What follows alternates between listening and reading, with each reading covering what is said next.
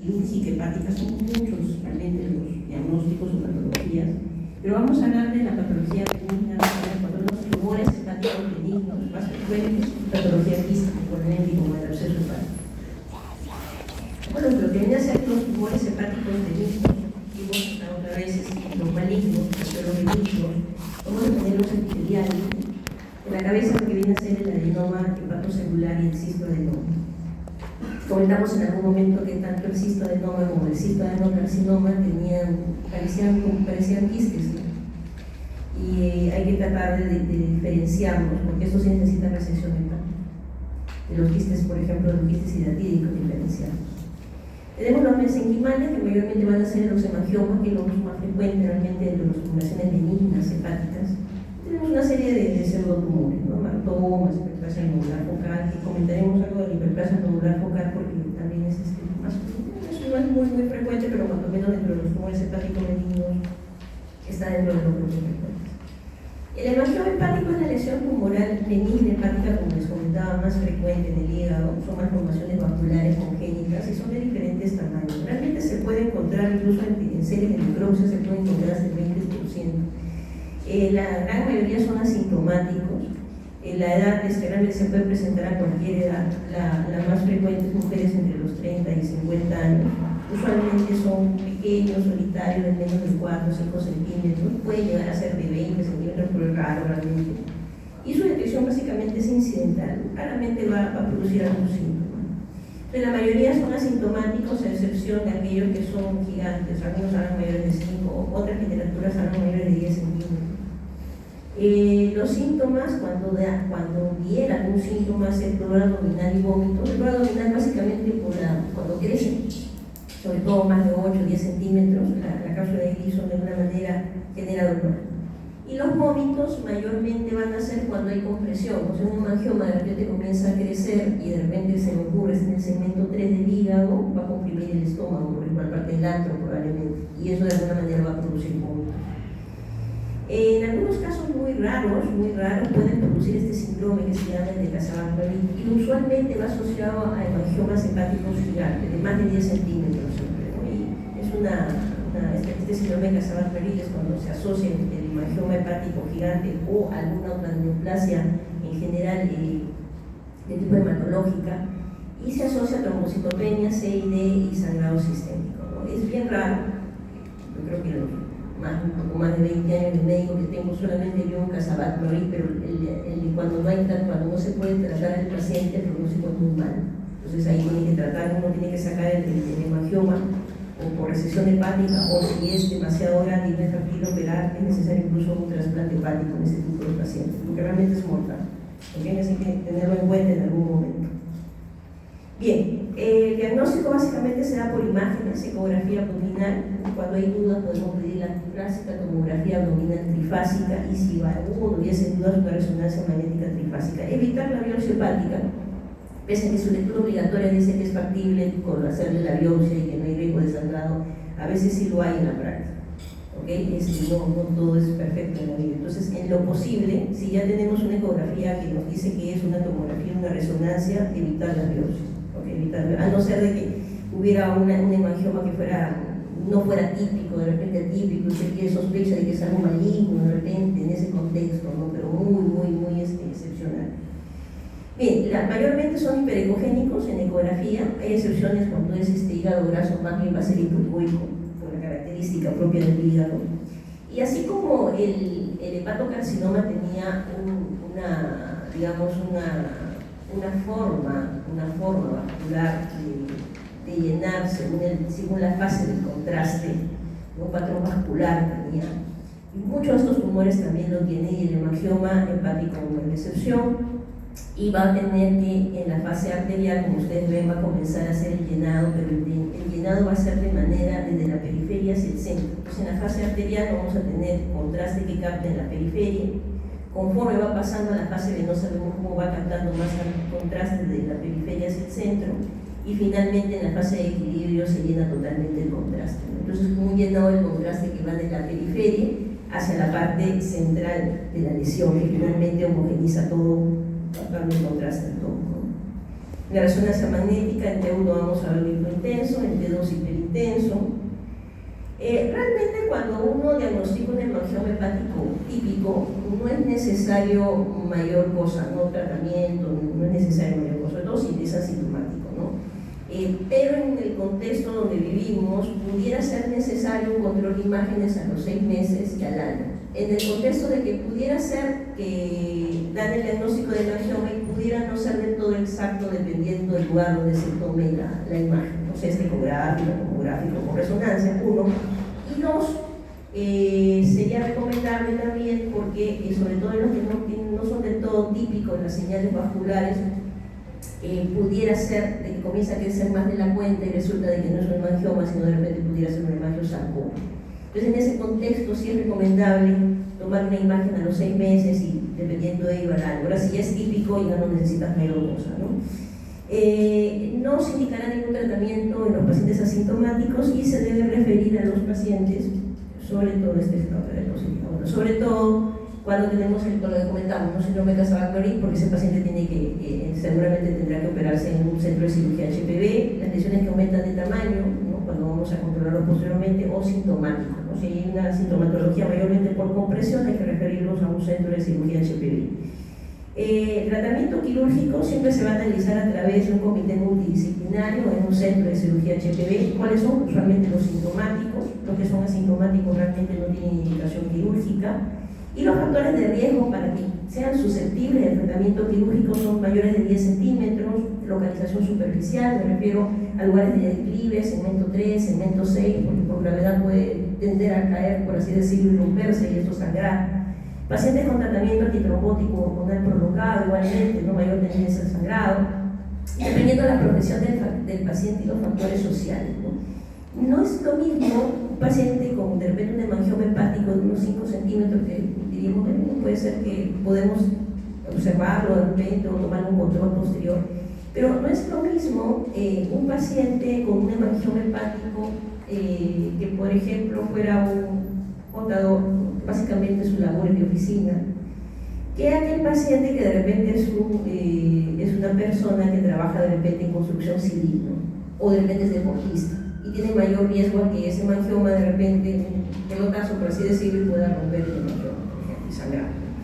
No es lo mismo, el tema del factor social no es lo mismo vivir al frente de la Universidad Ricardo Palma que de repente vivir, no sé, en un lugar muy lejano, de repente en frontera, o en un lugar, de repente en un pueblo, de repente de la sierra o de la selva que está muy alejado del centro principal, de repente de su región.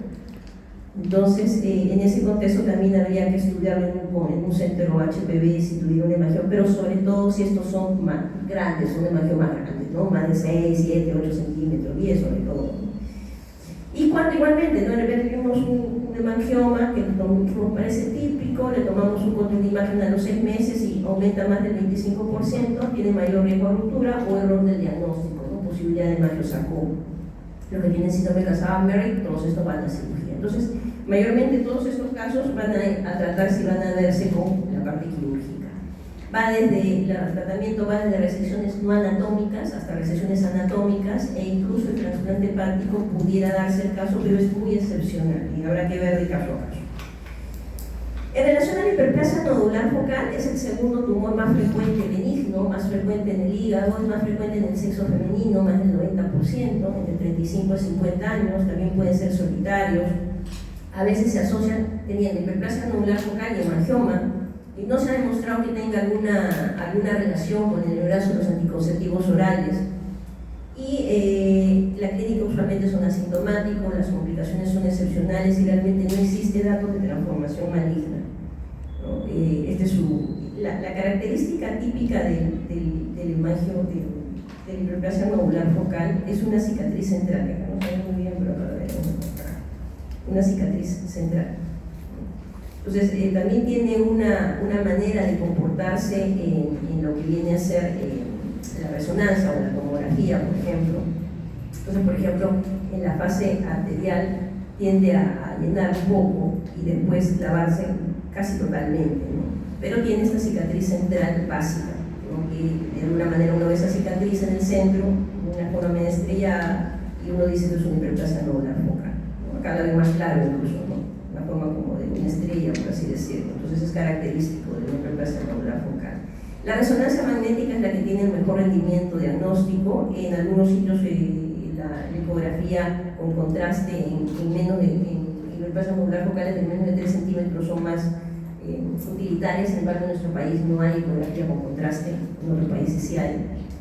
Y bueno, por lo mismo de que no se maligniza, no sangra realmente, no se complica, entonces estos pacientes no necesitan tratamiento quirúrgico, ¿okay? Salvo que sean atípicos, ¿no? O sean sintomáticos, sean tan grandes de repente que comprimen alguna estructura o tienes duda diagnóstica, solo en esos casos a referirlo a un centro de cirugía HPV para ver el manejo probablemente quirúrgico, pero en la gran mayoría de los casos una hiperplasia nodular focal no se le hace nada. Si es una imagen clínica o una imagen radiográfica así, patognomónica, ¿no? Y lo que viene a ser el adenoma hepático, el adenoma hepatocelular, es bastante infrecuente realmente, es muy raro.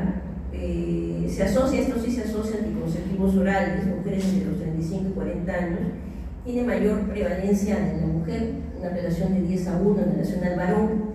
Las complicaciones, hemorragia en un 10 a 20%, transformación maligna HCC en menos del 5%. Entonces, los factores de riesgo, anticonceptivos orales, pero no solamente los estrógenos, sino también los andrógenos. Los caballeros que se van al gimnasio y se inyectan algunas cosas también son más susceptibles de hacer adenomas hepáticos. Pero las chicas, tener cuidado con estos chicos, tomarles su ecografía, por si acaso, los orientamos. Bien, y tenemos también factores de riesgo secundarios, ¿no? Como enfermedades vasculares hepáticas, síndrome de Chiari, por ejemplo, obesidad, alcohol, diabetes muy tipo 3, ¿no? Enfermedades en almacenamiento de glucógeno, que es un poquito más bajo, pero cuanto menos obesidad es algo que se ha visto en los últimos años que ha avanzado regular, ¿no? Y se ha visto mayor incidencia de adenomas hepáticos en esta población. Bien. En adenoma hepático hay un antes del 2002 y después del 2002. ¿A qué me refiero? Cuando yo estudiaba con ustedes aquí sentadita, yo estaba adelante. Entonces nos enseñaban que el adenoma hepático era monoclonal, ¿no? Que tenía el riesgo de HCC y tenía el riesgo también de sangrado cuando eran de más de 5 centímetros. Y que era una patología monoclonal. No se hablaba mucho de genes, pues en ese momento estaban estudiándolo, pero obviamente no había mayor, en las clases no se decía mucho de eso y en la literatura tampoco.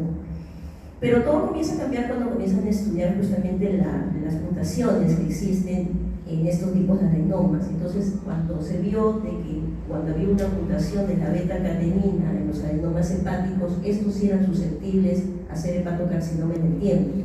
Entonces se dieron cuenta que no todos los adenomas hepáticos van a llegar a ser HCC, sino los que tenían cuanto menos esta mutación.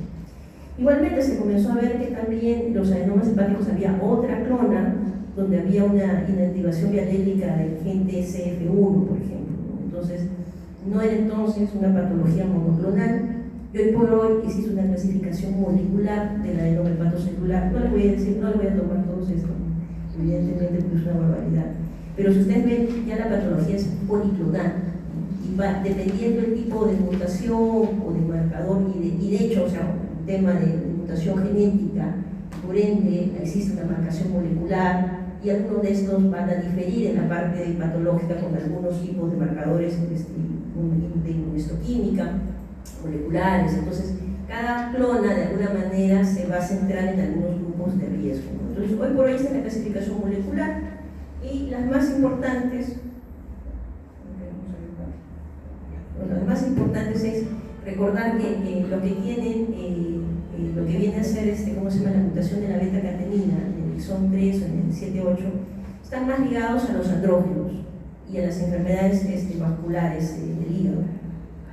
Estas son las que se relacionan más con la transformación maligna y se va a dar fundamentalmente en varones, ¿okay? Varones, sobre todo varones pacientes jóvenes. Los que van a tener riesgo de sangrado son los que tienen la variante del Sonic, ¿okay? Y están más relacionados a obesidad y por lo tanto mayor posibilidad de sangrado. Los otros que pudieran estar ligados o asociados a esteatosis hepática, mujeres, no tienen mucho riesgo realmente de malignización o de sangrado. Los que estén asociados a la obesidad igualmente son más que todos inflamatorios, no están muy asociados tampoco a ninguna de esas dos complicaciones. El diagnóstico, la gran mayoría son asintomáticos, excepcionalmente habrán algunos que sean sintomáticos, algunos sangrarán con hemorragias mayores de 5 centímetros. Se vio también en diferentes estudios de que los que más sangraban de todos los adenomas hepáticos que dieron en algunas series, según obviamente la institución, los que tenían más de 5 centímetros sangraban, y los que tenían no necesariamente los que tenían más de 5 centímetros, sino que todos los adenomas hepáticos se transformaban de manera maligna en el 50% de la población varón. Entonces, ellos tenían mucho más riesgo, las mujeres menos del 4%, y se asociaba siempre al gen de la beta-catenina. Las enzimas son normales, los marcadores tumorales son negativos, por si acaso, así esto no va a aumentar ningún marcador tumoral. El diagnóstico diferencial, hiperplasia nodular focal, atípico, ¿no? Y HCC bien diferenciado. La ecografía realmente, la adenoma hepática es bien indiferenciada, como es policlonal, la imagen ecográfica va a ser bien variable en cuanto a adenoma hepático. En la tomografía trifásica, en algunos casos, van a optar por este patrón, pero no necesariamente siempre. Acá tenemos otro modelo donde prácticamente sin contraste no se ve, y con contraste en la fase arterial se ve, con contraste, capta contraste también en la fase venosa, y en la fase de equilibrio como que comienza a ir lavando un poquito la señal. Pero no es patognomónico, no salvo en algunos casos que sean así, que tengan esa determinada imagen. La resonancia magnética va a ser superior a todas, es mejor utilizar el contraste patoespecífico para poder diferenciarlo de los otros diagnósticos diferenciales, ¿no? Y, por ejemplo, ¿no? El esteatóxico que no tiene, y el inflamatorio igualmente, que no se asocia mucho a los riesgos descritos, no tienen una clasificación, no tienen una imagen en radiología, ¿no? Sobre todo en resonancia. Pero los clásicos o inclasificables, los que realmente pueden darse de diferente forma, son justamente los que se pudieran algunos asociar o no a esas complicaciones tanto de malignización en el futuro como hemorragia, por ejemplo. Entonces, por eso no se tiene claro, cuanto menos por imágenes, ¿no? Cuál pudiera malignizarse y cuál no. Solamente se necesitaría biopsias y estudios moleculares o inmunohistoquímicos o genéticos para poder llegar al diagnóstico. Y eso es muy difícil, en el país no se tiene, en otros países solamente en temas de experimentación. Para el manejo y tratamiento del adenoma hepático, una serie de guías, cualquiera puede revisar, ustedes tienen esta guía que lo han revisado a propósito de sus lecturas obligatorias, si bien es cierto, desde 2016, pero realmente es la que está vigente hasta ahora. Y en lo que respecta al adenoma hepático, lo que sí se ha visto, resonancia magnética con contrastes, el hepato específico aún mejor, ¿no? Y tenemos que ver, ¿es varón o es mujer? Si es varón, no importa el tamaño que fuese, todos van a resección hepática, porque el 50% puede malignizarse, entonces uno no se puede correr el riesgo, como no tenemos los suficientes marcadores para poder saber cuál va a ser, cuál tiene asociación al beta-catenina y cuál no, entonces en varones, independientemente del tamaño, van a cirugía. Sin embargo, el adenoma hepatocelular en mujeres, independientemente del tamaño, lo que se tiene que aconsejar, y una vez que obviamente se ve esa imagen por resonancia magnética, es recomendación del cambio de estilo de vida, sobre todo en mujeres que tienen factores de riesgo asociados, ¿no? Anticonceptivos orales, obesidad. Porque lo que se ha visto es que eso es lo que está mayormente ligado a estos pacientes, y también lo que se ha visto es que cuando se quitan anticonceptivos orales, el paciente baja de peso porque tiene una mejor dieta, porque tiene una mejor actividad física. Lo que se ha visto es de que comienzan a ir regresionando. Los adenomas hepáticos que de repente pueden tener 8, 7 centímetros, 9 centímetros, comienzan a ir regresionando a los 6 meses, al año se van tomando las imágenes y se va viendo cómo va regresionando cuando hay un cambio del estilo de vida, siempre y cuando obviamente existan estos factores de riesgo, ¿no? Si pacientes obesos, pacientes tienen anticonceptivos, se debe suspender eso para volver a repetir una nueva resonancia a los 6 meses. Si vemos de que el adenoma comienza a regresionar y es menos de 5 centímetros o se mantiene estable, sea que reduzca de tamaño o se mantenga del mismo tamaño, hacemos una resonancia al año. Si es estable igualmente o reduce en tamaño, volvemos a hacer la exploración al año y así vemos cómo va reduciendo y no necesita ese paciente tratamiento quirúrgico. Y en los en casos de que sea de más de 5 centímetros, en lugar de estar estable, disminuir el tamaño, comience a aumentar el tamaño, entonces sí va a ir a la resección, ¿no? Porque significa que ese adenoma está avanzando y mejor no corremos el riesgo y es mejor hacer una cirugía. Entonces, esto es el manejo actual del adenoma hepatocelular. Vemos cómo va a diferenciarse entre varón o mujer, ¿no? No porque seamos discriminadores, sino porque evidentemente su naturaleza genética es así y no tenemos cómo diferenciarlo nosotros, cuando menos a nivel molecular. Bien, preguntas, dudas, comentarios de esta parte. ¿Ah? O preguntar todos.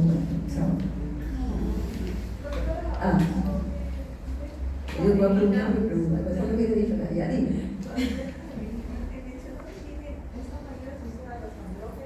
¿Cómo?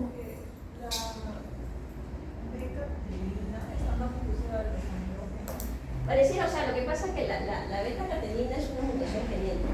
No es que esté asociada a los andrógenos, sino que cuando tratan de ubicarlo en qué grupo de riesgo va, entonces se asocia más a hombres, jóvenes o enfermedades vasculares de riesgo.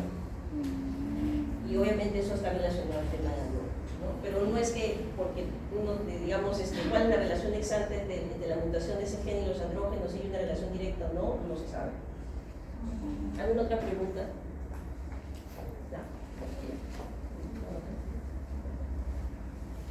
Bien, en relación a la patología quística hepática, a la cabeza el quiste hidatídico, ¿no es cierto? Entonces el quiste hidatídico, yo me pregunto, ¿cuál es el ciclo biológico del Echinococcus granulosus, que es quien produce el quiste hidatídico?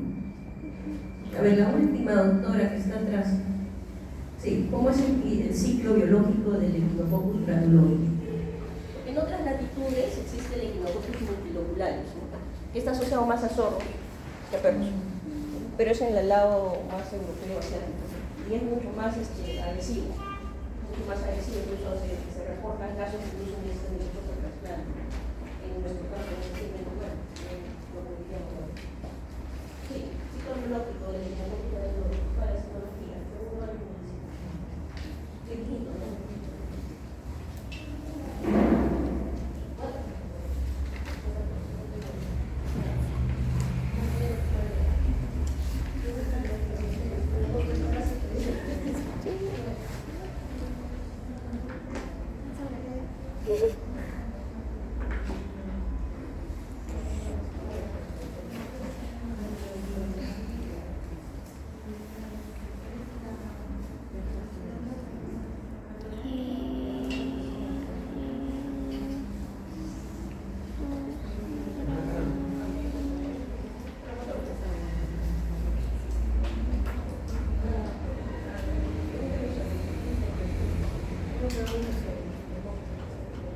En efecto, es una transmisión fecal oral y que evidentemente está ligada a temas de salubridad, ¿no? Entonces, bueno, para recordar solamente, ¿no? El perro realmente es el que tiene el parásito adulto, es el huésped definitivo, por así decirlo. El intermediario por ahí son todos los que son los herbívoros, ¿no? Que pueden ser, por ahí dijeron ovejas, ¿no es cierto? También pueden ser cerditos, ¿no? Entonces, ¿qué pasa? Que normalmente el perro que tiene el parásito adulto va a defecar y va a botar justamente las heces con los embriones del Echinococcus granulosus, los quistes, ¿no? El parásito en el césped, ¿no? En el pasto.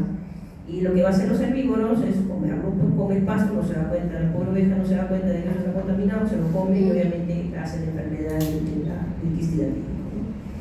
El hombre es un huésped accidental, realmente. El hombre es un huésped accidental, es una zoonosis realmente esto, no tendría por qué meterse el hombre, pero siempre nos metemos en problemas nosotros. Y fundamentalmente es por no lavarse las manos, ¿no? ¿Por qué? Porque estás en contacto con el perrito, de repente lo acaricias al perrito y no te lavas la mano antes de comer tus alimentos, ¿no? O agarras algo contaminado de repente del animalito, ¿no? Entonces tener cuidado con eso. Tener cuidado con eso siempre es importante el lavado de manos en general, no solamente para el Echinococcus granuloso, sino para cualquier otra enfermedad, ¿no? Porque algunos de ustedes se van al mesón, ¿no? A comer y después le echan la culpa al mesón, ¿no? Y era que ustedes no se habían lavado el manito, y por eso se enfermaron ya. Yo al mesón no siempre me tiene la culpa, ¿no? Bien, en relación a ello, este es un mapa, digamos, de donde existen mayores prevalencias son multiloculares, ¿no? En la zona asiática, por ejemplo.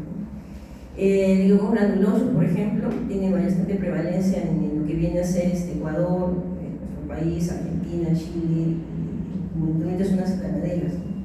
En el África y en el Asia también, ¿no? Y no solamente zonas ganaderas, porque también hay otros países que tienen zonas ganaderas, sino temas de salubridad, ¿no? Y digamos, la tasa de prevalencia es 7 a 11 casos por 100.000 habitantes, pero podemos llegar a tener hasta 34 casos por 100.000 habitantes en la Sierra Central, ¿no? Y no solamente en la Sierra Central, porque obviamente las personas que habitan en la Sierra Central tienden a migrar a diferentes partes de regiones, ¿no? Sobre todo Lima, Callao, ¿no? Y a otras regiones, obviamente, llevando su parásito.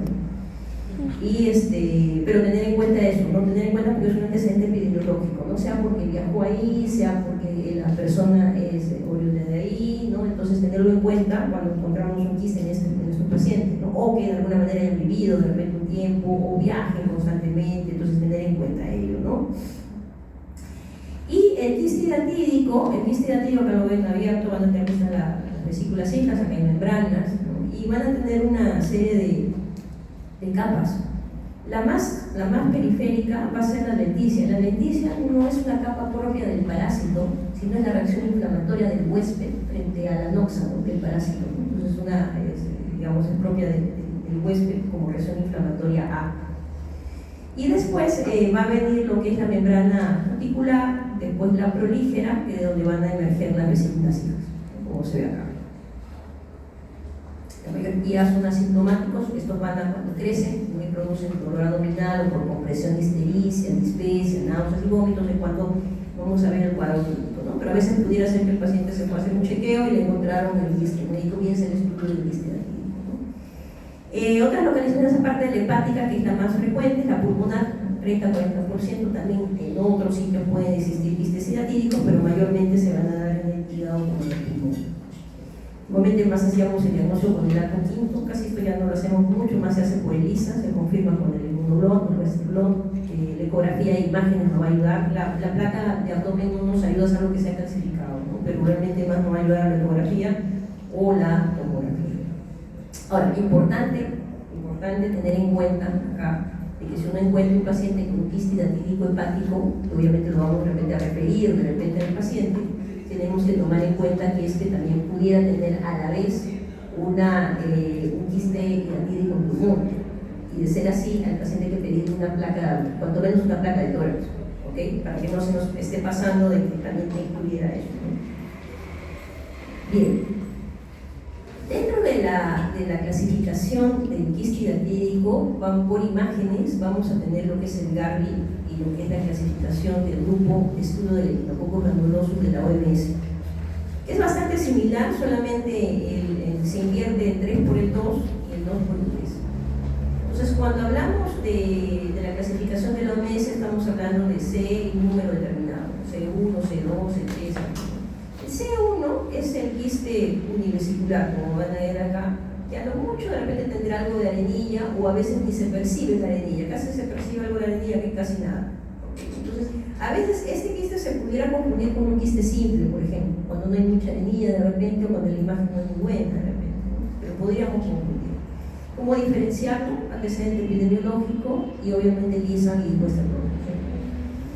El C2 es cuando tienen múltiples vesículas, fabricado múltiples vesículas hijas. Y en estas dos fases estos quistes están activos, en infección activa, los parásitos están vivos acá. En el C3, si bien es cierto, hay una subclasificación, pero para temas de no hacernos muy pesado esto, el C3 en general va a ser el que tiene membranas.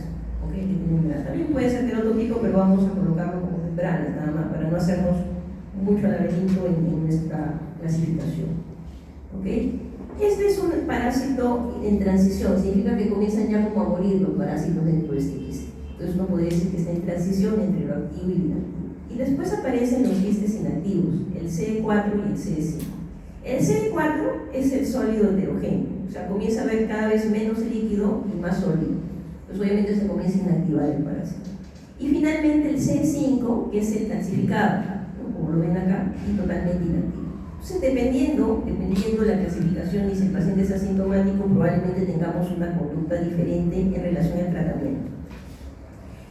Cuando los quistes hidratídicos son sintomáticos o están complicados, sea porque hizo un absceso, una infección bacteriana sobre la parasitaria, sea que se rompió el quiste. Cuando se rompe se asocia mucho en algunos casos a shock anafiláctico, que tienen sustancias, digamos, que activan ello en el quiste, ¿no? Obviamente se rompe la cavidad abdominal, ¿no? O se abren a la vía biliar, por ejemplo, producen ictericia, colangitis, o existe un quiste hidratídico en el hígado que está muy cercano al diafragma, orada el diafragma, hace una fístula hacia el diafragma, entonces comienza ya a haber un tránsito toracoabdominal.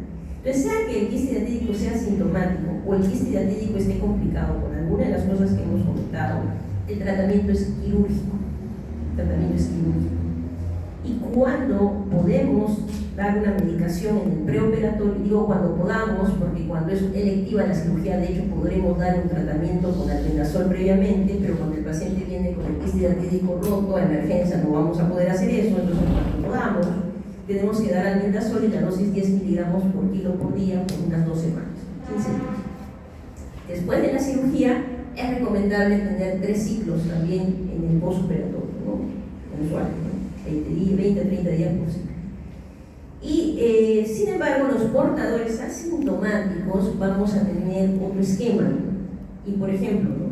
El quiste, lo que comentamos, ¿no? Los quistes que están activos o en transición, que es el C1, el C2 o el C3, ¿no? Quiste hialino, multivesicular o con membrana desprendida, veremos de qué tamaño es. Si es menos de 5 centímetros, podemos tratarlo con albendazol, 3 ciclos de 30 días cada ciclo, y descansar 10 días.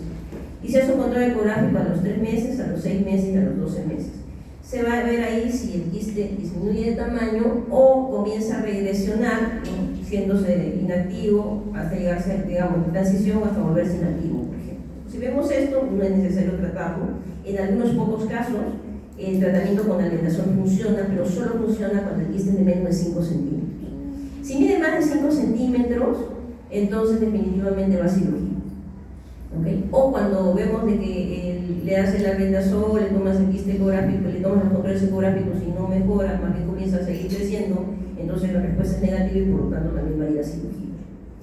Y los C4 y C5 es el heterogéneo y el calcificado, que son los inactivos, igualmente va a tener otra connotación. En el caso de los sólidos heterogéneos, tenemos que hacer diagnósticos diferenciales con tumores, sean benignos o malignos del hígado. Tenemos que tomar la tomografía, resonancia para ver si realmente es un sólido heterogéneo o se trata de otro tipo de tumoración en el hígado. Si vemos de que es realmente un sólido heterogéneo, tendremos que ver, ¿es asintomático o es sintomático? Si es asintomático, va a control ecográfico anual, pero si es sintomático, también va a cirugía. Y por último, el calcificado solamente le tomamos un control anual. Si vemos que no hay mayor cosa, no necesitamos hacer mayor tratamiento con este tipo de paciente, con este tipo de quiste, ¿no? El calcificado. Las complicaciones, las que comenté hace un momento, el tratamiento médico, la dosis ya la comentamos, solamente menos de 5 centímetros y antes y después de la cirugía. El tratamiento quirúrgico puede ser conservador o radical. El conservador es como acá, como que si destechas el quiste, ¿no? Todo lo que está pegado al hígado se queda ahí, y lo que está por encima sale. Y obviamente uno tiene que vaciar todo el contenido que está dentro. Y el radical, si va a quistoperiquistectomía total, hay que sacar todo el quiste, incluyendo la adventicia, ¿no? Hacer una resección no anatómica pegada a la adventicia, o podemos hacer una resección hepática también, ¿no? Y mayormente, la gran mayoría de veces no se necesita mucha logística para el tratamiento conservador. Lo bueno del tratamiento conservador es que no necesita mucha logística y obviamente tiene menos posibilidades de mortalidad, de complicaciones, pero tiene mayor posibilidad de recurrencia. Hay algunas literaturas que hablan hasta el 30-35% de recurrencia. En mi hospital, hice un estudio hace unos años atrás y realmente la recurrencia es bien baja, menos del 5% en el tratamiento conservador. Entonces va a depender obviamente seguramente de institución a institución y de paciente a paciente y de quiste a quiste. El tratamiento radical obviamente ese sí, la recurrencia es casi nada, ¿no? Menos del 1%, menos del 3% en algunas literaturas, ¿no? Pero obviamente se necesita más logística, ¿no? Necesitas necesariamente de un centro de cirugía HPV para hacer eso, necesitas mucho más presupuesto.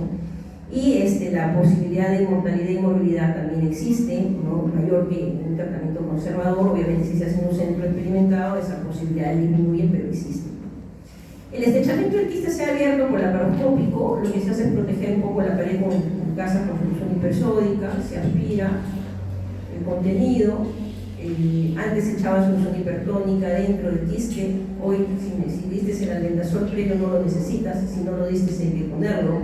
Se aspira y se abre el quiste y se comienza a sacar todo el contenido del quiste, hasta dejarlo totalmente limpio, diferentes contenidos, membranas, aquí hay membranas con vesículas hijas. Posteriormente a ello se termina haciendo una colecistectomía porque tenemos que ver si no hay fístulas biliares. Se canula el cístico, se comprime la parte distal del colédoco, se instila solución fisiológica y en la zona donde se ha destrechado el quiste uno tiene que ver, si comienza a ver bilis, ¿no? Evidentemente ahí hay una comunicación y tenemos que poner un punto transfixial, ¿no? Así como ustedes han puesto en sus conejitos, puntos X. Y finalmente se coloca un tren tubular, también hay la posibilidad de colocar el aumento dentro, también su prosopción es válida, ¿no? Como acá, colocan el aumento y ponerlo. La pelvisectomía total, para que extraen todo, incluyendo la adventicia. Hay que tener cuidado siempre con las fístulas biliares, la resección hepática, que hemos comentado, puede ser abierta, puede ser laparoscópica. En la cirugía laparoscópica hay que tener en cuenta algunas cosas, ¿no? Cuando tienen múltiples cirugías, pues el tema de las adherencias pudiera ser una contraindicación, y si hay ictericia asociada al quiste hidratídico es mejor hacerlo por cirugía abierta. Si está localizado los quistes hidratídicos en segmentos muy posteriores, pegados a la cava, segmento 1, por ejemplo, segmento 7, probablemente tengamos que hacer cirugía abierta. Los Garbi tipo 3, los que son multivesiculares, mayores de 10 centímetros, a veces no se tiene control con los aspiradores que se tienen con la laparoscopía. Y si el quiste está, y si vas a hacer una quistectomía parcial, si el quiste está muy profundo en el parénquima, igualmente no se va a poder hacer mucho con la laparoscopía y seguramente necesitaríamos una cirugía abierta. Vamos a mirar este vídeo. Me canso de hablar.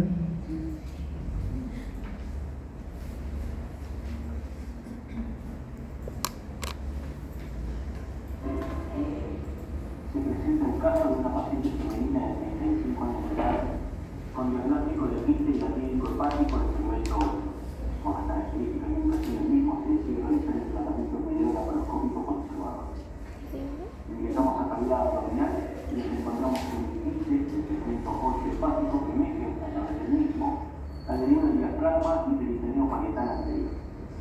Colocamos el resto de los canales de ahorro y comenzamos con la liberación de dichas adherencias. Ahora, es importante como cuando uno entra por laparoscopía, por cirugía abierta, por cirugía robótica, por lo que fuese, estas características del quiste, ¿no? Zonas de como de blanco nacarado, ¿no? Combinado con algo rosado. Esto no es un quiste simple, por ejemplo. Segundo entra cavidad, un quiste simple es un quiste totalmente hialino, por así decirlo. No es así como este, por ejemplo. Entonces también cuando uno entra a sala también puede diferenciar ello, ¿no?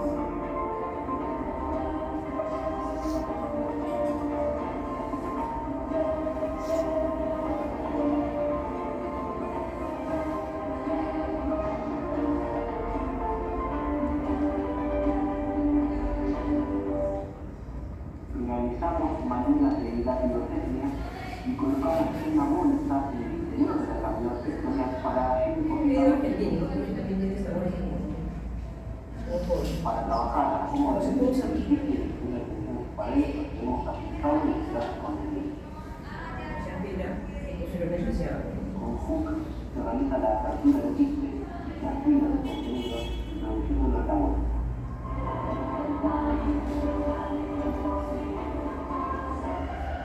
Utilizando el elemento de favor bajo, explicamos el quiste. Esto es una secundaria parcial, esta secundaria.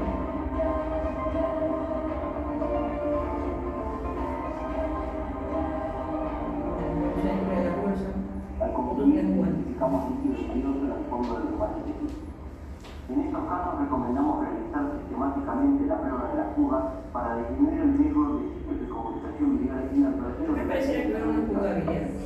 Se utiliza el calor y se coloca catéteres a través del conducto físico para realizar esta prueba, la cual consiste en inyectar líquido a presión a través del catéter transístico previa compresión del colédoco distal. Comprime distalmente, instilas el volumen, la presión. Comprobamos la única comunicación biliar y procedemos a realizar la bilistal. Ya son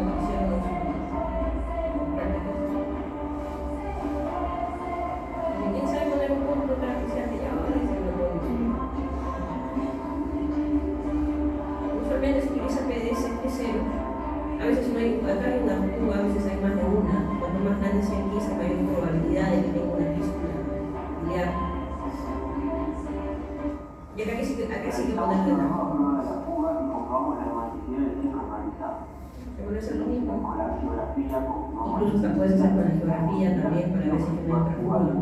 No es necesario realmente con la prueba de la hidráulica suficiente. la vehiculabilidad, las gasas y los restos de quiste en la bolsa, trayéndola a través del edificio. Acá podríamos poner una gasa grande, por ejemplo, para evitar que no se ensucie la piedra.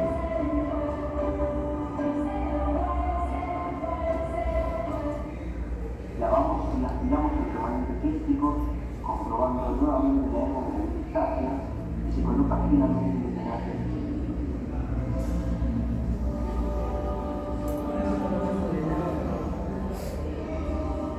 Esa es una forma de hacer una quistectomía parcial, que puede ser por la vacuna o también. Esa es una radical. Paciente que tenía 74 años de edad y con el equipo de los exámenes complementarios se identifica un quiste diatínico de gran tamaño y los segmentos hepáticos 2 y 6. Está toda la sección lateral izquierda, entonces se procede con comprometiendo todo eso, entonces se seccionectomía lateral Al izquierda. ingreso a la tabla abdominal, evidenciamos un quiste con múltiples adherencias y comenzamos a liberar con el edificio mayor utilizando el hook, como hace también el estómago y el duodeno.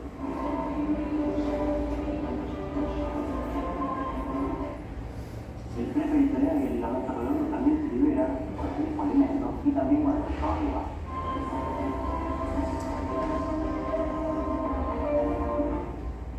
Para evaluar correctamente el quiste y llegar a su cara posterior superior, se secciona el ligamento falciforme y se moviliza el hígado izquierdo. Se tiene que liberar del segmento 4, porque está como con adherencias ahí también.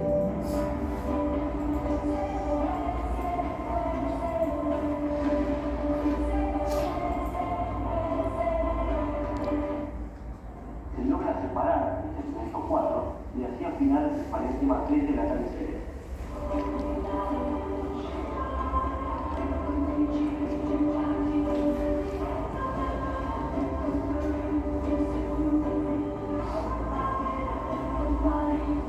Es una sutura desinfectante de carga blanca, una vez que se procede la resección hepática, se nos ayuda para el Y pedido con la misma frontal, sutura se avanza en la sección del incluso parénquima para hepático. avanzar un poco más el parénquima. Pero mayormente debe usarse para la sección portal y la sección de la hepática izquierda, en este caso, porque estamos haciendo una sección lateral izquierda.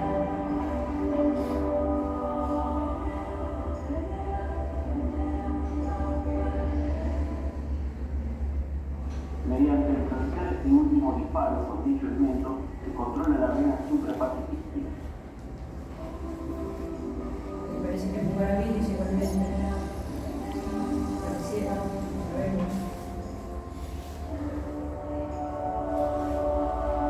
Entonces, a un plazo, sirve para la superficie del hígado.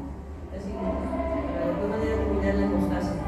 Hacemos lo mismo, la misma prueba hidráulica. Se coloca un drenaje a través de un cístico para aumentar la Y se ve presión, claramente el tipo. controlándonos con un caramículo de unidad de bien. Y acá colocamos Procedemos a para realizar colocar la distancia colocando un clip metálico.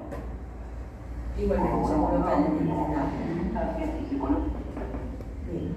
Este es el link por si acaso quieren mirar.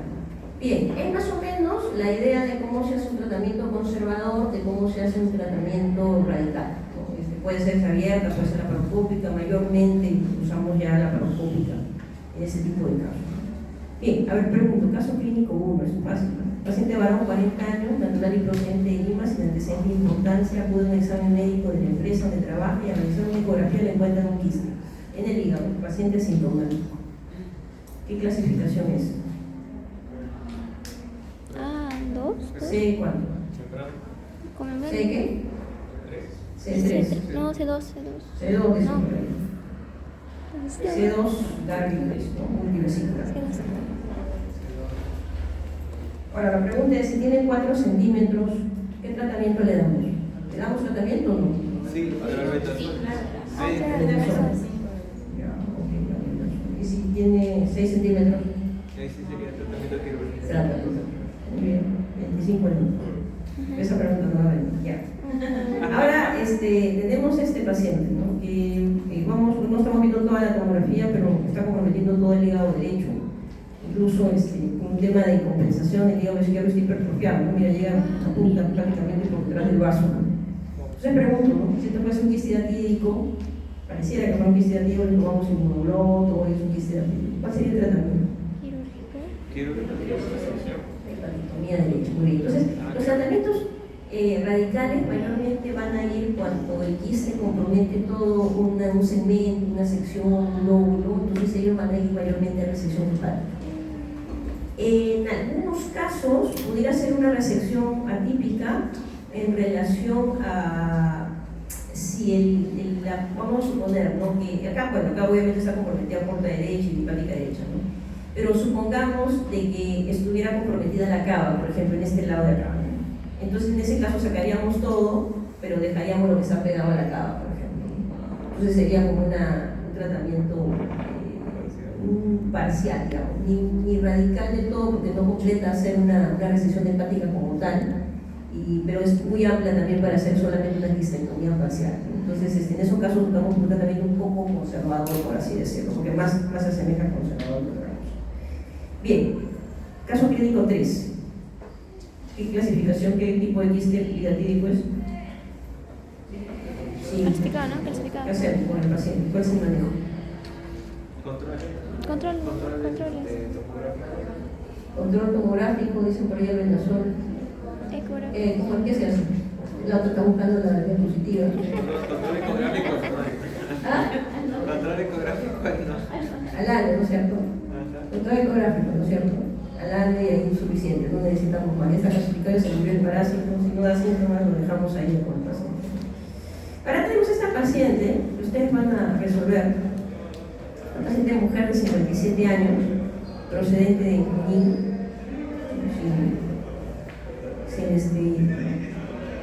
sin antecedentes médicos y quirúrgicos. Esta es la paciente, no está embarazada, y ella refiere que un mes antes ingresa con distensión abdominal leve, dolor abdominopélvico, y una semana antes empieza con mayor dolor, o sea, de lo que tenía el dolor sí lo tenía, pero lo toleraba, pero ahora se hace mucho más intenso, tanto en la zona del abdomen y del pélvico. Y al examen uno encuentra una masa gigante, que ocupa la cavidad abdominopélvica y el dolor leve a la palpación. La paciente que llega, vamos a suponer que acá en unos 3 años, cuando usted está haciendo su según, llega esta paciente a su consulta, de repente en un centro, que van a hacer su según seguramente en un centro, de repente de algún pueblo, vamos a suponer que puede en algún lugar alejado de repente del Dharma, que corresponde de repente al hospital 1 del Dharma, pero es una posta. Y la paciente es de ahí, es de ese pueblo, donde usted está haciendo su serú, está bien contento haciendo su serú, o contenta.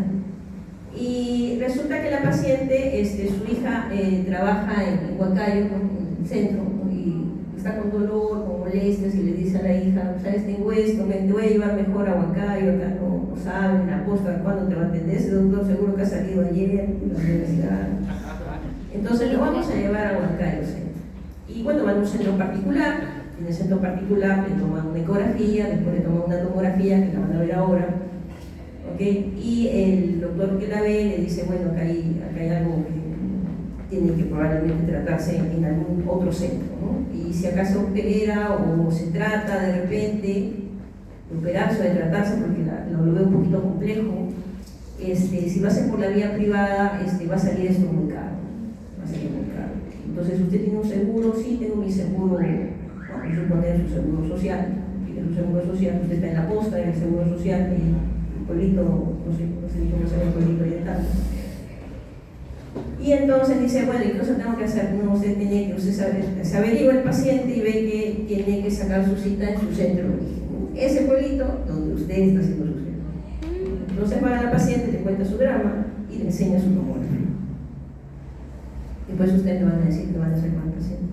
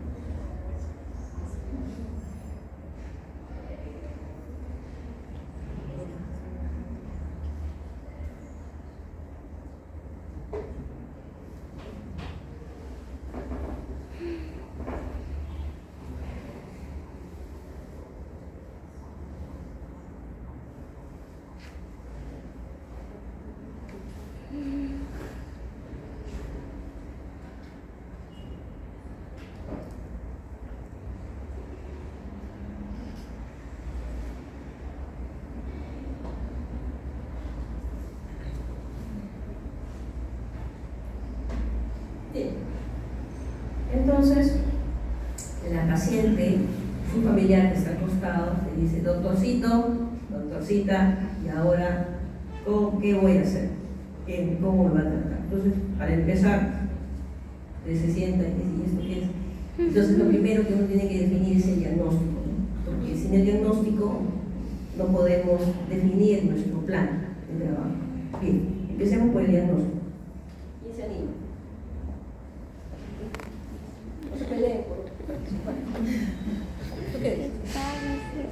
¿Puede ser un quiste diatídico pero ya gigante? Ya, ¿quiste diatídico de dónde? ¿Del cerebro? Ah, no, de hepático, pero hepático derecho. Ya. Hepático derecho, sí. ¿Tú qué dices? ¿Tú eres actriz? Más o menos. Segundo. ¿Solo hepático? Ah, no, pero ya. Hay otro más abajo, pero no sé decir qué estructura es. Ya, no importa, no importa. Ya, okay. ¿Algún otro diagnóstico diferencial?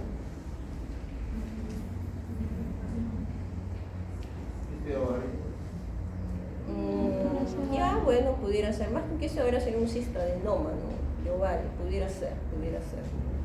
Y de hecho lo confundieron en un primer momento. Ok, un diagnóstico diferencial podría ser eso. Habría que mirar bien la imagen. ¿Qué más? ¿Algo más? ¿Algún otro diagnóstico diferencial que se les ocurra? ¿Tú qué dices? Aparte de alguna otra cosa más.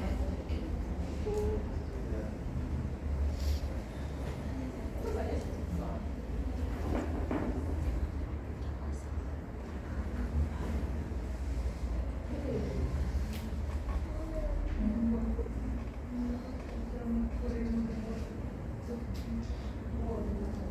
¿Cuál sería el plan de trabajo? Empezamos por ahí. ¿Cuál sería el plan de trabajo? Ya, o sea, por ahí hablaron de diatídico, hepático y algo más, no sé cómo decirlo, doctor. Por ahí hablaron de un sistema ovario, por ahí han hablado de repente de algún otro tipo de tumor, no sé, no tengo muy claro. ¿Cuál sería su plan de trabajo? ¿Qué hace con eso? ¿A ti qué te parece con el diagnóstico?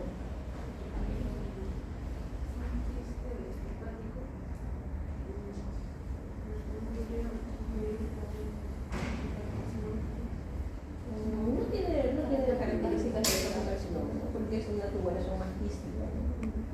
Pero bueno, ya, ¿cuál sería su plan de trabajo? ¿Qué hace con el paciente? ¿Por qué lo tienes al frente?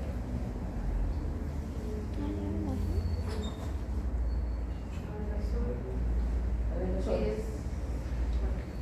que lo tienes al frente al paciente. Le vas a decir, señora, tiene usted tal cosa y su plan de trabajo. El plan de trabajo consiste, y eso supone que usted ya lo sabe, ¿no? Pero directamente para recordar, el plan de trabajo consiste en pedirle una serie de exámenes, sean laboratorio, imágenes o similares, ¿no? Para poder dilucidar exactamente si es el diagnóstico principal o los secundarios o los diferenciales que usted ha colocado.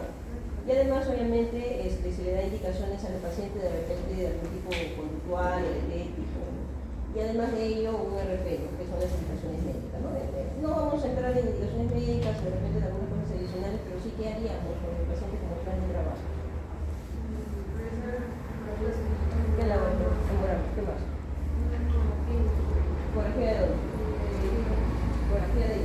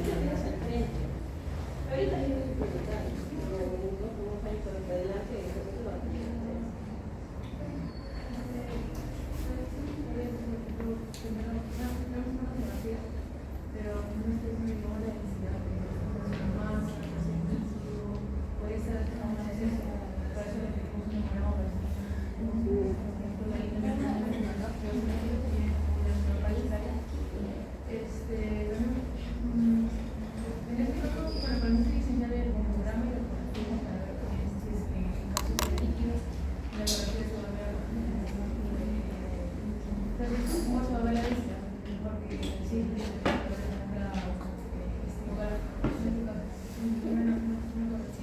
un programa principalmente dedicamos a una cosa. Y después, no sé si se podría entrenar para ver la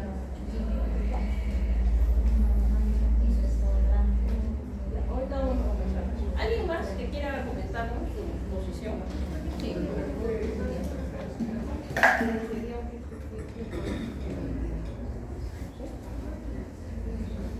Hace un momento lo comentamos, ¿no? Dijimos que el quiste simple se diferencia del hidratídico CARB1, C1, fundamentalmente por el antecedente epidemiológico y por la ELISA.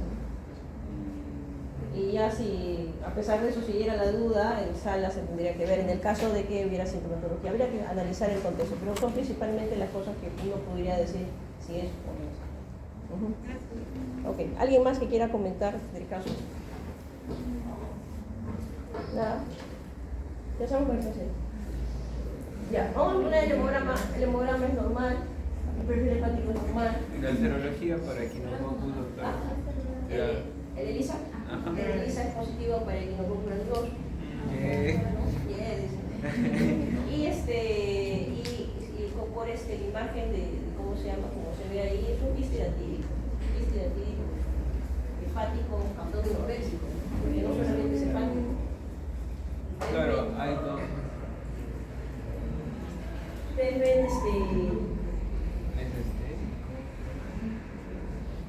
acá se ven las membranas, incluso se ve intensamente las vesículas hijas. Esto no es un uno, por si acaso para el mismo uno. Está todo el lado derecho del hígado. Gigante, realmente. Vesículas hijas, membranas. Y acá hay como un puente que une al otro quiste. Mejor dicho, es el mismo quiste, realmente. Es un puente que luego va a estar creciendo por mucho tiempo y se transforma en abdomen grande. Acá está el útero y anexos, no hay conexión con útero y anexos como para poder pensar en cistoadenoma. Los cistoadenomas usualmente van más en la zona, se ve más o menos la conexión con el.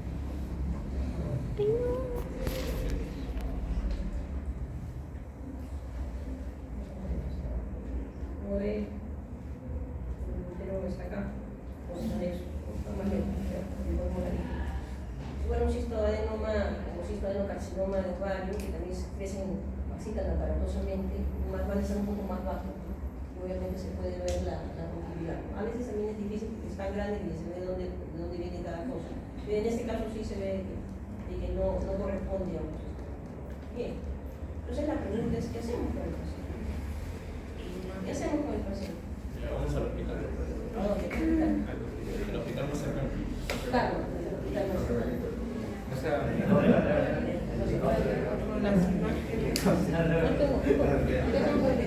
¿Qué tenemos el diagnóstico? Yo me fui a ahí llama a la doctora. y yo me contesto, ahora ya la todo. Ya no lo voy a hablar. ¿Qué hacemos con el paciente? ¿Qué hacemos? No sé lo que se te ocurre. Te puedes equivocar ahora. Ahorita te puedes equivocar. Ni en el examen ni en la vida real. A ver, Ale. Sería imagen con su ELISA positivo y su... No, pues ya tenemos el diagnóstico. ¿Qué hacemos con el paciente? Ya le pediste todo lo que querías pedirle y ahora ¿qué hacemos con el paciente? Unos resultados que venía. ¿A dónde? ¿Qué hospital? Como un especializado. Carrión. Pero No, pero un especializado, ¿no? ¿Le hemos dado la dosis? 10 miligramos. ¿Qué más hacemos? ¿Qué hacemos? ¿A dónde vamos a referir? Cambio de estilo de vida. Sentado, ¿no? señora, Córtese todo. Claro, para recomendar para ver si no tiene ningún por lo tanto la referencia seguramente sería a una cirugía HPV, si no tendría que ser a pero ¿a qué hospital? Estamos en el puesto de salud, no sé. Entonces, está a una hora del hospital de Tanta.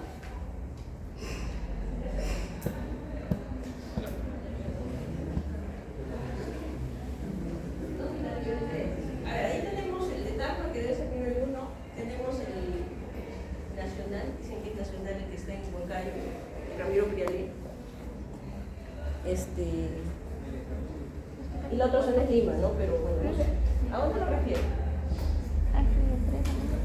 Porque alguna vez alguno de sus compañeros me dijo, doctora, ¿por qué no se explica tanto? Si yo no voy a operar al paciente, sí, pero lo vas a tener que derivar. ¿A dónde vas a derivar? Por eso tienes que saber el tratamiento. La cirugía de Pero es centro especializado. ¿Cuál sería? Tiene que ser un centro especializado. El hospital Ramiro Prealé dice que trasplanta.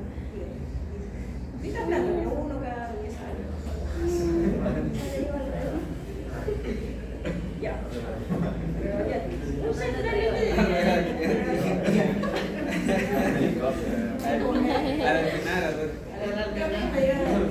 No sé, bueno. En relación a eso, ¿no? Es diferente si hubiéramos encontrado un quiste hidratídico de repente de unos 6 centímetros, más pequeño en el hígado, ¿no? Que de repente puede ser que sea asintomático o no, y si es asintomático, de repente, si es de 6 centímetros, realmente va a ir para cirugía de un Garbi 2, 3, qué sé yo. Y ese paciente pudiera de repente derivarse al hospital de Tarma, ¿no? Porque el hospital de Tarma pudiera ser una cirugía de repente conservadora, pudiera ser, ¿no? Diferente a ese tipo de pacientes que sí, pues tendría que ir a un centro especializado donde haga cirugía HPV, o sea, en la que, por ejemplo, si Huancayo pudiera dar esa solución a este problema, pudiera ser, ¿no? Si no, tendría que evidentemente derivarse a Revaliati o a Almenara, ¿no? En el caso de Seguridad Social, ¿no? En el caso de MINSA, uno tendría que ver también dónde están los centros especializados, ¿no? Para poder saber. Entonces es importante cuando ustedes trabajen como serumistas, tienen que saber a dónde derivar y qué patología, hasta qué especialidades de referencia tiene cada uno de sus niveles de atención hospitalaria, ¿no? Para no hacer la referencia por gusto, ¿no? Porque imagínense, con lo que demoran las referencias, sea MINSA o Seguridad Social o Fuerzas Armadas, con lo que demoran las referencias, ¿no? Usted lo refiere a Tarma, y Tarma dijo, no me lo has referido a mí, ¿no? Y lo refiere a otro sitio. Entonces todo lo que demora para que llegue la referencia a Tarma, administrativamente, y el paciente se pueda atender ahí, porque no es que tú le digas al paciente, anda, vete con tu cosa a sacar si yo te mando la referencia. No, hay un tema administrativo que tiene que sacar la cita en el hospital. Y si usted confundió el lugar de referencia, entonces nuevamente a otro sitio tienen que enviar. Entonces es todo un tema, ¿no? Y obviamente el paciente pierde tiempo, en ese tiempo el paciente se puede complicar, ¿no? ¿Qué pasa si la paciente se cae, se rompe el hidráulico y hace un choque anafiláctico y se muere? ¿Todo por qué? Porque de repente nosotros no supimos referir al lugar adecuado. Eso es por un lado. Vamos a ver ahorita lo que se hizo en este paciente. Y la otra cosa importante que hay que tener en cuenta, ¿no? Por ahí lo comentaron muy bien, ¿no? La placa de tórax, ¿no? O la tomografía de tórax, dependiendo, ¿no? Una placa de tórax iría bien en este paciente. Pero hay algo además de eso, hablamos también del albendazol, que también es bueno que lo comiencen a dar previo a la eventual cirugía, porque de hecho este paciente va a necesitar una cirugía. Pero hay algo que también debemos tener en consideración como médicos, no tanto como cirujanos de repente, pero sí como médicos en el tema de salud pública. Tenemos que decirle a la familia que todos ellos deben pasarse por una ecografía y una radiografía de tórax, porque si ella estaba expuesta a esto, como se dice que el quiste hidratídico crece 1 centímetro al año, y la señora tenía como tanto que tenía, ¿no? O 40 años, no me acuerdo. Dijimos la edad, sí, 57 años. Esto tenía como unos 30 centímetros. Significa que esta paciente se debe haber contaminado más o menos a los 20 años aproximadamente. Entonces tendríamos que ver su entorno, todo ese entorno que tuvo, que antes que estaba con ella, ¿no? Obviamente habría que preguntar sobre antecedentes, animalitos, que obviamente ya está en una zona de riesgo, pero todo ese entorno familiar debiera someterse de alguna manera a aconsejarle que se tome ecografía y radiografía de tórax para ver si es que no existe quiste hidratídico y de repente está más pequeño, ¿no? Y se le puede tratar, o de repente pudiera estar del mismo tamaño, no lo sé. Entonces sí pudiéramos tratarlo. Es un tema de salud pública, o sea, como médicos, más allá de la especialidad que tengamos, de repente eres un súper especialista, neurocirujano, yo te voy a saber viendo eso. No, tú primero eres médico, y como médico tienes que tratar justamente a la población donde uno tiene que dar atención, ¿no? Sea en la clínica, sea en el hospital, sea en la PUC, sea donde fuese. Entonces hay que tener en cuenta eso. ¿Qué hicimos con el paciente? Entonces el paciente muy simpático, ¿no? Porque uno se tuvo que hacer una mediana, prácticamente cifropúbica, uno ve el tamaño del quiste abdominopélvico, y si realmente no se podía movilizar, se tuvo que abrir, obviamente colocar gasas y todo con sustancias con impresor y sacar todo el contenido. Acá se ve ese puente que se veía con el hígado derecho, y finalmente termina una hepatectomía derecha, con todo el contenido del quiste, vemos que es uno solo realmente que ha crecido, la vesícula se sacó, porque evidentemente se hace la prueba hidráulica, a había fístulas, más de una, habían varias fístulas, y nuestro presidente me contento con su parásitos. Bueno, hicimos obviamente esta prueba, ¿no? Acá estamos nosotros, con los residentes, con los internos. Él es un presidente que 2 de mayo, porque yo creo que todavía están haciendo, creo que tienen un servicio de cirugía patológica, creo que también está avanzando y eso, pero no sé. Creo que es un interno, acá es un presidente acá de la universidad, este es un presidente de San Marcos. Muy bien, aquí nos tomamos fotos porque nos conmemoramos obviamente en la cirugía. Bueno, este paciente sale adelante en el postoperatorio 5 con su drenaje, cursó con una fístula, tenía varias fístulas biliares, tuvimos que cerrar varias, casi más de 10 fístulas biliares. Cursó con una fístula de bajo débito en el postoperatorio 7, regresó a la emergencia y la cual se cerró en el postoperatorio 14. ¿No? Se dejó que tengo la ecografía control después del postoperatorio 7. No, y vemos ya solamente el hígado izquierdo, ya no vemos hígado, acá vemos el drenaje, donde está el drenaje, y ya no vemos esa barbaridad que tenía antes la paciente. No tenía este quiste hidratídico en el tórax, se le dijo a la familia que tenía que hacerse sus exámenes. Realmente después no regresaron, bueno, sí han regresado, pero cuanto menos la familia más directa todavía algunos no se habían sacado, algunos son asegurados, iban a MINS, en fin. Bien chicos, entonces eso más o menos lo que se tiene que hacer con los pacientes, tratar de encaminarlos, darle el consejo de salud pública y tratar de tratarlos de lo que podamos tratarlo con lo que tengamos, ¿no? Bien, ahora vamos a lo que viene a ser el quiste hepático simple. Me preguntaban en su momento. Y el quiste hepático simple, sí, pues se puede confundir con un C1, ¿no? O un gambino. Pero hay que tener en cuenta el antecedente epidemiológico y el IDATES, ¿no? O sea, si vemos un quiste aparentemente simple, ahora, lo que sí que el quiste simple usualmente su pared es mucho más delgada, el IDATES es un poquito más ancho, el quiste simple a veces no solamente tiene un quiste, a veces tiene otros quistes, son hígados multiquísticos, que si es multiquístico no va a ser un quiste hidratídico. Y el quiste hepático simple no tiene indicación quirúrgica per se, solamente si se complica, con sangrado, con dolor o con infección. No sé si se absceda de repente, ¿no? Y lo que se hace es un destrechamiento por la paroscopía, se aspira, se abre, se aspira y se saca solamente la capa, prácticamente la quistictomía parcial. Tenemos también lo que es la poliquistosis hepática, que se puede asociar también a enfermedad poliquistosa renal en algunas variedades con la autosómica dominante, su prevalencia bastante baja, acá tenemos poliquistosis hepática y renal igual, pero también tenemos la variante donde solamente hay poliquistosis hepática y no renal. La diferencia entre la poliquistosis hepática y la poliquistosis renal es que la poliquistosis renal sí daña la función renal y por lo tanto estos pacientes usualmente terminan en hemodiálisis y algunos otros en trasplante renal. ¿Okay? La poliquistosis hepática no daña la función hepática, o sea, el hígado funciona normal, solamente que algunos van a tener más o menos quistes, algunos son mucho más voluminosos que otros, ¿no? Entonces, ahora, hay diferentes poliquistosis hepáticas, hay algunas que son como esta, ¿no? Que es totalmente grande y otros que sobresale prácticamente en el abdomen.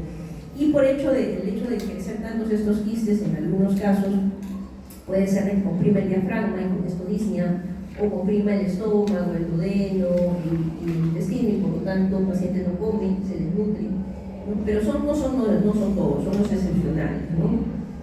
Pueden haber obstrucciones de vía biliar, incluso hipertensión portal con la compresión de los quistes que hay, ¿no? Y tenemos, así como hay la clasificación de Gavi o del C, del grupo del equinococo granulosus paridatídicos, para el poliquistosis hepática tenemos una clasificación que es la de Bigot. Y el tipo 1 no son muchos los quistes, pero son grandes, 7 a 10 centímetros. En algunos otros casos, tipo 2, donde son quistes medianos entre 5 y 7 centímetros, y en otros casos son quistes de menos de 5 centímetros, donde casi no queda parénquima. Nosotros, a pesar de ser grandes o medianos, queda parénquima. Pero en este prácticamente como si no quedara, ¿no? Pero a pesar de ello, la función hepática no se altera. Entonces, si es sintomático, si no es sintomático y el paciente es un hallazgo, no se hace nada con el paciente, no tengo que drenar nada. Pero si es sintomático, sea porque duele, sea porque comprime, de repente estructuras digestivas, y por eso el paciente no come adecuadamente, entonces sí tendremos que ir a drenaje y escleroterapia, pero por vía percutánea. Por vía percutánea, radiología intervencionista, anestesia local, glucosa, ropira. y puede colocar una sustancia esclerosante, si no hay comunicación con la vía biliar, una sustancia esclerosante, y eso colapsa prácticamente esa zona y no necesitamos mayor cosa. Por ahí, a propósito de esto, alguien comentó por ahí si se podría drenar esta tumoración que es un rato vivo, ¿no? En el caso del quiste, claro, obviamente ustedes son chicos jóvenes, pues no que no han visto barbaridades, muchas barbaridades de tomografías o resonancias, y obviamente uno se asusta con semejante imagen, tumoración quística, que uno pensaba que podía ser también un tema maligno, ¿no? Pero cuando uno ya comienza a ver las tomografías y las resonancias, se da claramente cuenta que esto es un quiste complejo, cuando menos, ¿sí? Lo más probable es que esto sea un quiste hidratídico hepático y que ha crecido, incluso se ve el puente que llega hasta la parte abdominopélvica. Cuando uno ve que es un quiste hidratídico, no se puede punzar, o tienes la sospecha, cuando menos, no se puede punzar, porque si lo punzas, lo puedes diseminar uno y pecar hidrátides se disemina, uno hace hidrátides en todos sitios, que es como una milia, y es tremendo realmente tratar eso. Y lo otro, que también la sustancia de los coles en algunos casos produce hecho anafiláctico, lo que es exactamente alergénico. En algunos países se trata, y no lo he puesto aquí porque nosotros no lo tratamos mucho con ello, van a leer ustedes lo que es el PEI, es la punción, aspiración, inyección de etanol por vía percutánea del quiste hidratídico. Y solamente se da, cuando van a ver la literatura, se da en los quistes hidratídicos que son simples, o sea, tipo 1, o aquellos que de repente tengan membranas, pero ya cuando tienen vesículas hijas no es muy bueno realmente. Algunos países lo hacen, en nuestro país realmente se ha intentado hacer con radiología intervencionista, pero no ha ido muy bien, ya ha hecho recurrencia o algunos hicieron shock anafiláctico. Entonces, antiguamente. Entonces, realmente no se está haciendo el PEI en el país. En otros lugares sí se hace, pero bajo ciertas condiciones. Pero es un tratamiento que no solamente lo punzas y lo aspiras, ¿no? Sino lo punzas, lo aspiras, pones un catéter, sacas, colocas etanol, son varias sesiones. ¿Okay? Y se hace para determinados tipos de quistes, no para todos. Así que eso sí, tener cuidado de no pulsar un quiste hidratídico, porque eso sería mortal para el paciente. Bien, también se puede hacer cuando de repente radiología intervencionista de repente no se puede hacer, o si se hizo de repente recidivó, entonces se puede hacer el drenaje por vía laparoscópica o por cirugía abierta. A veces en casos donde hay diferentes tipos de quistes, en esta enfermedad poliquística hepática, a veces se combina recesiones hepáticas con drenajes o quistectomías parciales, ¿no? Como en este caso enorme, es haciendo hepatectomía izquierda, ¿no? Y en el derecho, si hay más, se drenan de repente mucho esto, se destechan, ¿no? Una quistectomía parcial se puede hacer, ¿no?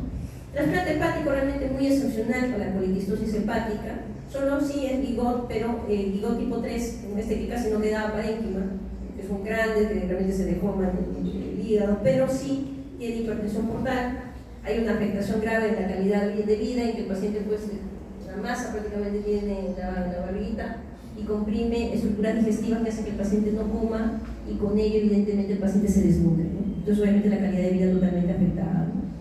Y en estos casos, y si en el caso que hubiera, además de la poliquistosis hepática, también tuviera una poliquistosis renal, o sea, hepatorrenal, y tuviera alguna de estas características en el hígado, y el riñón obviamente está en prediálisis o en diálisis, iría a trasplante combinado, ¿no? Hígado-riñón. Se comienza por el trasplante hepático y se termina por el trasplante renal en esa misma cirugía. Bien, y por último, en relación al absceso hepático, no sé si tienen alguna pregunta hasta ahí. Ya, yo voy a tener varias preguntas. El absceso hepático. El absceso hepático, por ahí uno de sus compañeros me parece que otra vez me comentaba de un caso que había visto en su hospital. El absceso hepático tenemos los abscesos piógenos y los abreviados, o sea, los bacterianos y los abreviados. ¿Okay? Lo más frecuente son los abrevianos. Y cuando uno ve un absceso hepático, lo primero que debe pensar es que no solamente sea criptogénico, porque una de las causas es que sea criptogénico, y no sabemos la causa, sino que tenemos que buscar la causa. Porque la causa puede ser, por ejemplo, porque ha llegado el acceso al hígado de manera portal, porque de repente tiene una infección intraabdominal o péptica que ha originado que exista una diseminación hacia la porta y con esto el absceso hepático. Diverticulitis, apendicitis, enfermedad inflamatoria pélvica, por ejemplo, que debemos tratar. Porque si no tratamos la causa, el absceso hepático es una consecuencia de algo, en la mayoría de los casos. En algunos casos no encontramos criptogénico, pero en algunos casos sí tiene una causa, y si no tratamos la causa, por más que tenemos el absceso hepático, va a perpetuarse el absceso hepático si no tratamos la causa. Obstrucción de vía biliar, con colangitis ascendentes y con por lo tanto hacen abscesos hepáticos, vía arterial, bacterianas, ¿no? Bacterianas que pueden ir desde una infección urinaria, una infección de catéter venoso central, de repente, paciente en UCI, inmunosuprimido, y obviamente después hacen un absceso hepático, pero secundario a esta bacteria. Postraumático también, un hematoma hepático, después se infecta o hay un traumatismo en la zona biliar, igualmente puede llevar a un absceso, ¿no?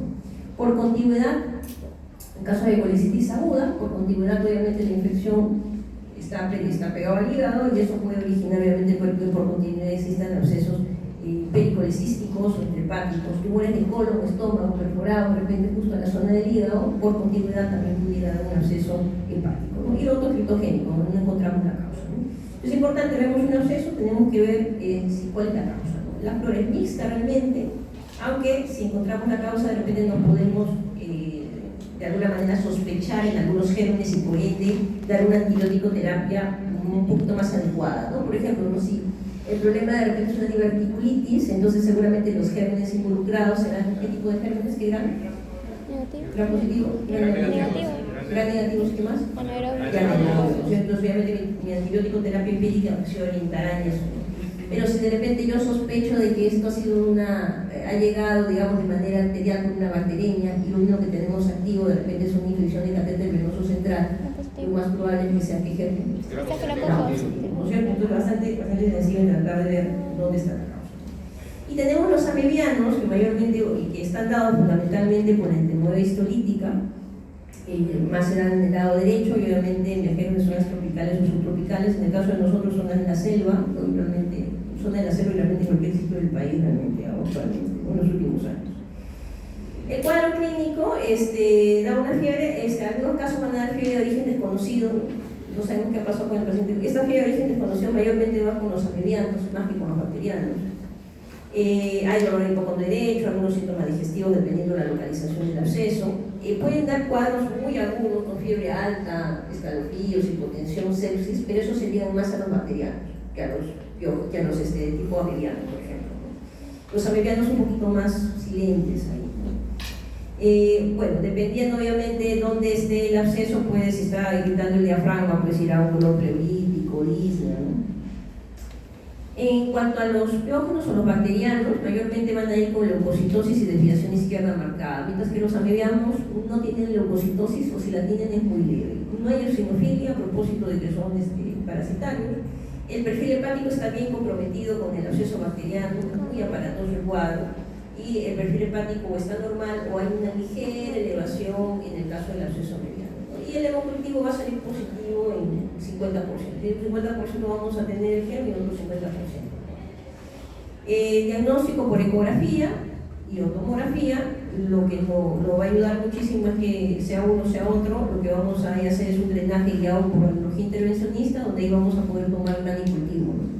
Y comenzamos con la antibiótico terapia empírica, pero ya teniendo el resultado ya después podemos variar de repente el tipo de tratamiento. Esto nos va a servir no solamente para saber a dónde orientarnos con el tratamiento posterior, porque vamos a empezar con un empírico, sino también para drenar toda la zona del absceso y empezar con antibióticos, ¿no? Bueno, acá el tratamiento de los abscesos mayormente van a ser 3 semanas. Lo ideal es hacerlo por radiología intervencionista, es decir, un drenaje percutáneo del absceso y comenzar con antibióticos, ¿no? Que puede ser, si no sabemos del todo cuál es el foco, sí tendremos que cubrir gran positivo, gran negativo en anaerobios, ¿no? Pero si sabemos de repente cuál es el foco, de repente podemos centrarnos en anaerobios y antianaerobios y para gran negativo, por ejemplo, ¿no? Esto. En cuanto al drenaje quirúrgico, ¿no? Hemos comentado, ¿no? Claro, si estamos en un hospital grande, pudiéramos optar por un drenaje por vía percutánea. Pero en algunos casos, a pesar de estar en un hospital grande y tener radiología intervencionista, pudiera no ser de primera elección un drenaje percutáneo. Y el drenaje quirúrgico, cuando el acceso, es decir, por ejemplo, tenemos este absceso de repente en el segmento 8, de repente, del hígado, muy pegado al diafragma y a la pleura, evidentemente. Entonces, el acceso, el radiólogo va a tener que poner, bueno, su asepsia, antisepsia, le pone la anestesia local, pero tiene que buscar un punto, una ventana con la ecografía para que por vía ecográfica uno introduzca la aguja y pueda sacar el contenido, ¿no? Pero a veces digamos, esa ventana que puede tener el ecografista para llegar a la zona del absceso, cuando está muy alto, tenemos el diafragma y la pleura. Y entonces, cuando sucede eso, y es un absceso, si nosotros pulsamos y aspiramos eso y después cargamos la aguja que está contaminada, vamos a evidentemente infectar la pleura. Y con eso la posibilidad de desvío. Entonces, en esos casos no es mejor no hacerlo por vía percutánea y el tratamiento se opta por vía quirúrgica, que podría ser por la paroscopía, por ejemplo, que sería algo más sensible de hacer. Cuando hay ascitis tampoco, porque por más al pulsar de todas maneras va a caer algo de pus, ¿no? Si es una cosa mínima no va a pasar nada, pero cuando hay ascitis, obviamente eso va a terminar probablemente en linopenia. Si el absceso está roto, igual va a cirugía, no vas a ir a vía percutánea. Y sobre todo si tienes un foco primario que tienes que tratar, ¿no? Se me ocurre una apendicitis aguda. La apendicitis aguda, entramos por la paroscopía, nos sacamos el apéndice por vía laparoscópica, vamos al hígado, drenamos el absceso y ponemos drenajes y damos los antibióticos que sean necesarios, ¿no? El tratamiento del absceso mediano más va con metronidazol, que son 750 miligramos cada 8 horas por 10 días. Y luego el lidoquinol, que es para desparasitar justamente en la mueva histolítica, ¿no? Su completo. Y chicos, preguntas, dudas, comentarios. Sí. ¿Cómo un paciente, o sea, cómo sospecho que un paciente viene y cómo sospecho de que es un absceso hepático? O sea, ¿solo con dolor y fiebre o...? Claro, los pacientes que vienen con, algunos van a venir con ictericia, pero no todos, ¿no? Entonces, mayormente es un dolor en hipocondrio derecho que viene con fiebre, ¿no? Ahora, todo va a depender también, como les digo, no, si es bacteriano mayormente va a ir así, pero si es amebiano pudiera venir el paciente con una fiebre de origen desconocido. Un paciente que de repente ha sido estudiado en varios sitios, por fiebre y que no encuentran qué es, entonces ahí sí tomar imágenes y todo ello. A veces hacen contrarrestas, hacen mil cosas, ¿no? O qué sé yo, y al final no es nada de eso, como si no es un proceso hepático. O sea, la clínica es como que crónica. O bien una fiebre de origen desconocido, o bien fiebre, dolor en hipocondrio derecho, que pudiera o no tener ictericia.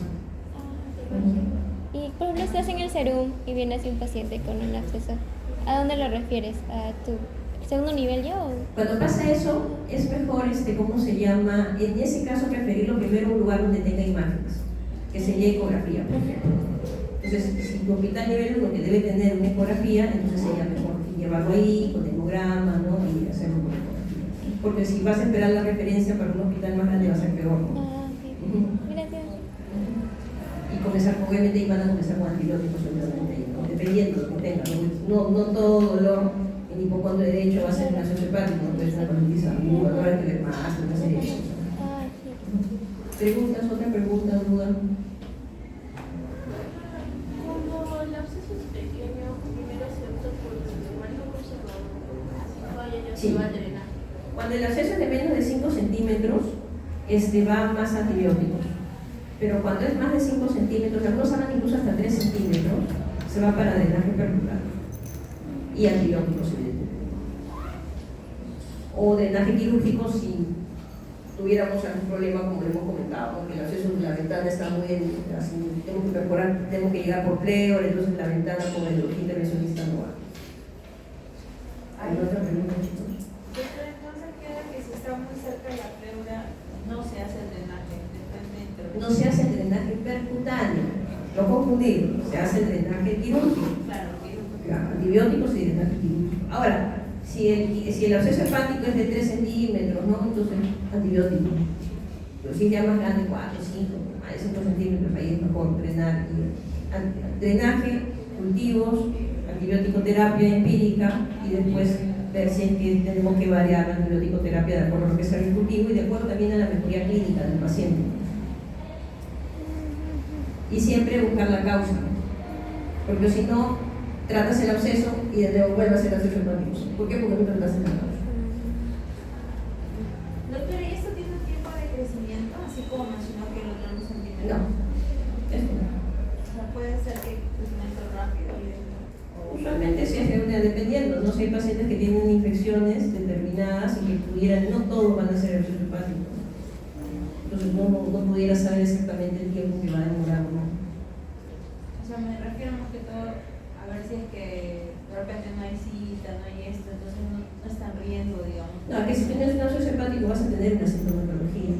que definitivamente va a ir, vas a tener que ir a un hospital, una posta, donde puedes, va a tener sintomatología. A diferencia del quiste hiatídico, que no tiene, que la mayoría son asintomáticos. El absceso hepático va a tener sintomatología, que puede ser un poquito, digamos, más lenta, ¿no?